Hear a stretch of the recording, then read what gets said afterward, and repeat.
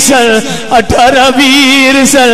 इतनी गल की है, बेटी चीख मार के अपनी बड़ी भैन नाल दौड़ के गई है।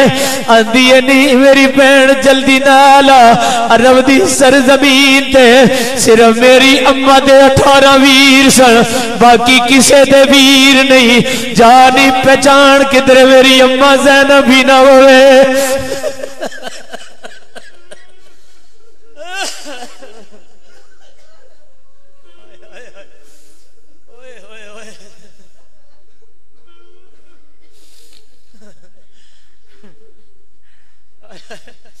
जदू बेटी को लाइया ने आंदिया ने परदेस ने एक बार पर्दा ला के सानू चेहरा दिखा दे।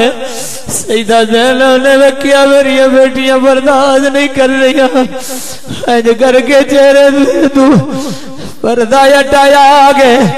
वड्डी बेटी बोल के निक्की भैन आंदी है नी मेरी अम्मा नहीं जदों मदीने अम्मा गई सी, वे जदों अम्मा मदीने गई सी नी अम्मा दे सिर दे बाल काले सन, अज सारे सफेद हो गए ने।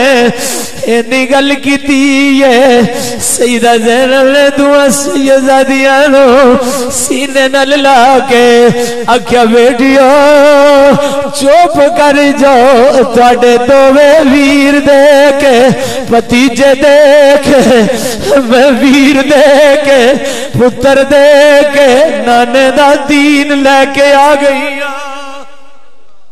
अल्लाह अमल दी तौफीक अता फरमा।